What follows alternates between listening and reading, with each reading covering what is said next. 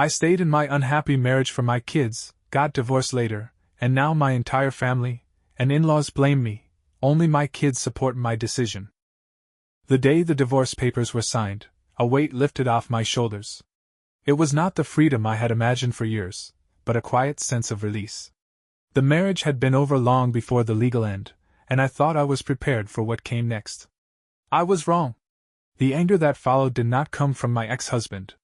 It came from my parents, his parents, extended family, and even people I had not spoken to in years. They all had opinions about my choice. The only ones who stayed quiet, who seemed to understand without needing explanations, were my kids. Their support was the only thing that kept me steady as the judgment poured in. My ex-husband and I met during our sophomore year of college. We were both studying business, sharing a few classes, and ended up in the same study group. He was quiet, focused, and seemed dependable. I liked that he didn't demand attention. We started dating, and it felt easy. After graduation, he proposed, and we got married within a year. I was 23, he was 24. Our first child came a year later, and the second followed 2 years after that. We bought a house, got steady jobs, and set up a life that looked stable from the outside. But we were young, and neither of us had figured out who we were yet. The cracks started showing after our second child was born. He became distant.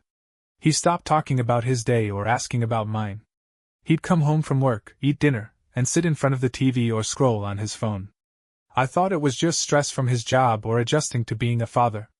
I tried to talk to him, but he'd shrug and say he was fine.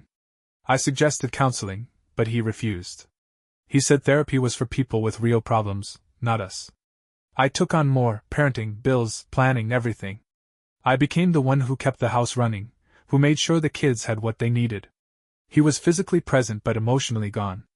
I didn't realize how much that absence would shape the next decade of my life. The idea of leaving my marriage came early, just a few years after our second child was born. I was exhausted, carrying the weight of the household alone while my ex-husband drifted further away. He wasn't cruel or violent, just absent in a way that left me hollow. I'd lie awake at night, staring at the ceiling, wondering what it would be like to walk away. But every time I considered it, I thought of the kids. They were so young, barely in elementary school. They didn't know why I was tired all the time, or why their dad spent more time with his phone than with them. I didn't want to upend their world. They needed stability, a routine, a home that felt safe. I worried that leaving would confuse them, make them think they'd done something wrong. I couldn't bear the thought of them blaming themselves for something they couldn't understand. So I stayed. I decided I'd wait until they were older, until they had the tools to process what was happening.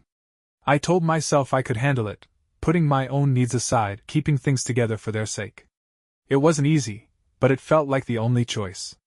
I built my life around that decision, knowing it would be years before I could act on what I wanted. The kids came first, always.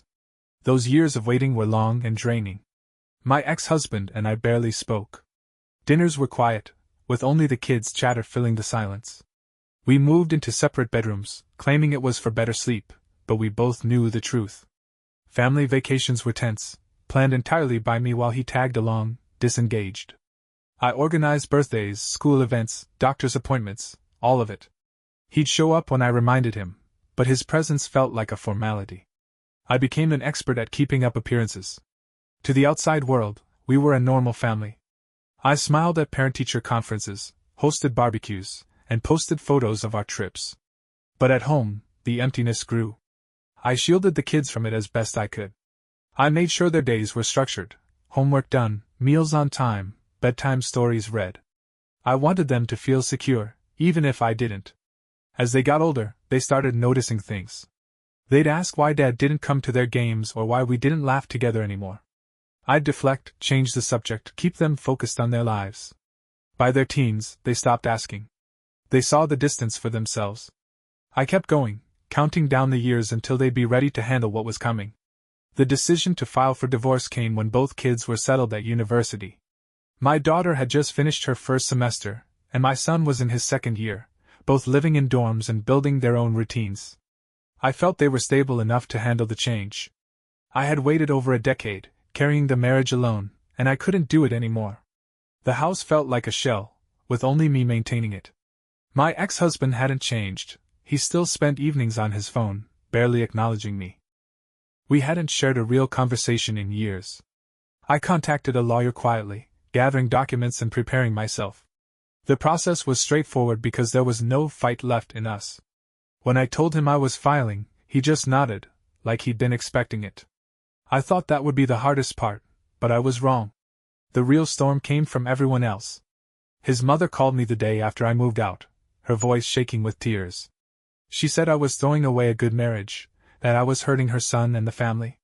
My own parents weren't much better. My father sat me down and said I was making a mistake, that marriages take work and I hadn't tried hard enough. My mother kept bringing up how divorce would look to our relatives, how it would embarrass them. I tried to explain that I'd been trying for years, but they didn't listen. Friends I'd known for decades sent messages asking why I couldn't just stick it out. Nobody asked what it had been like to live with someone who'd checked out, to raise 2 kids while feeling invisible. The judgment was relentless, and it came from every direction except the one that mattered, my kids. The family's reaction grew worse as the divorce finalized. My ex-husband didn't contest anything, but he didn't defend me either. He let everyone believe what they wanted. His parents started telling relatives I'd abandoned him, that I'd decided to start over, for no reason. They painted him as a hardworking man blindsided by my selfishness. My own family wasn't much kinder. My sister called and said I was setting a bad example for her kids, that divorce was contagious or something. My cousins stopped inviting me to group chats and weekend gatherings. Even my uncle, who I'd always been close to, sent me a long email about how I should have stayed for the sake of tradition. They all acted like I'd torn apart a happy home, like I'd walked away from something worth saving. Nobody seemed to care that I'd spent 15 years holding it together alone. I'd wake up to new messages, some polite, some angry, telling me I'd made the wrong choice. My ex didn't help. He told his family he didn't understand why I left, that things had been fine. I heard through mutual friends that he'd been saying we had a solid life, that I just changed my mind one day. It stung because he knew the truth. He knew about the nights I spent organizing our finances while he slept, the parent-teacher meetings he skipped, the anniversaries we never celebrated. But he played the victim, and people believed him. I stopped trying to explain myself, it didn't matter. The only thing that kept me grounded was knowing my kids weren't buying the story everyone else was telling. The kids were the only ones who understood why I left.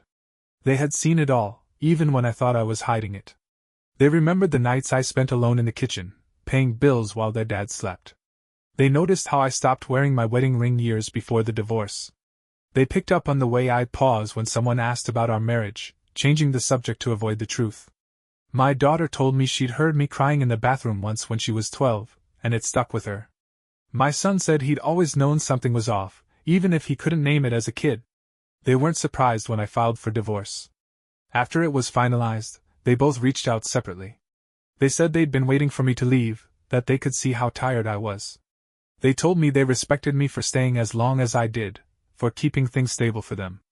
Their words hit me hard, not because I doubted they cared, but because I hadn't realized how much they'd been watching. They knew I'd stayed for them, that I'd put their needs above my own for years. Their support felt like a lifeline when everyone else turned away.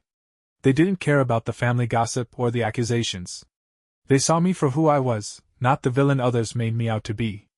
Life after the divorce shifted in ways I hadn't expected. Family gatherings became rare. My parents invited me to fewer events, and when I did show up, the air was heavy. My mother would drop hints about how I'd let everyone down, suggesting I needed to fix myself through therapy or church. My in-laws were worse, they stopped talking to me almost entirely. At my daughter's graduation, they sat on the other side of the auditorium, not even acknowledging me. My brother tried to stay neutral but ended up siding with our parents, saying I'd caused too much drama. Friends I'd known for years drifted away, some because they believed my ex's story, others because divorce made them uncomfortable. Holiday dinners were the hardest. The first Christmas after the divorce, I wasn't invited to my parents' house. I spent it with my kids at my apartment, ordering takeout and watching old movies. It was simple, but it felt honest. My kids kept me grounded. They'd visit when they were home from school, filling my place with noise and stories about their lives. They'd call just to check in, asking how I was holding up. They told me they were proud of me, that I'd done the right thing. Their faith in me made the isolation bearable. I started to see who I was outside of the marriage, bit by bit, even as the rest of the family kept their distance. The divorce cost me a lot: family ties, old friendships, the comfort of familiar gatherings. My parents still keep their distance, and my in-laws haven't softened. I'm left out of most relatives' events, and when I'm included, it's tense. But I don't regret it. I stayed in the marriage as long as I did because I wanted my kids to have stability, to grow up with the tools to understand why I had to leave. I waited until they were ready, until I felt they could handle the truth of what our family had been. Leaving wasn't about breaking the family apart, it was about stopping the slow erosion of myself. I'd spent years pouring everything into keeping things together, and I was done being invisible. My kids see that.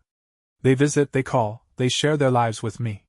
They don't judge me for choosing myself after all that time. Their trust, their quiet support, means more than the approval I've lost.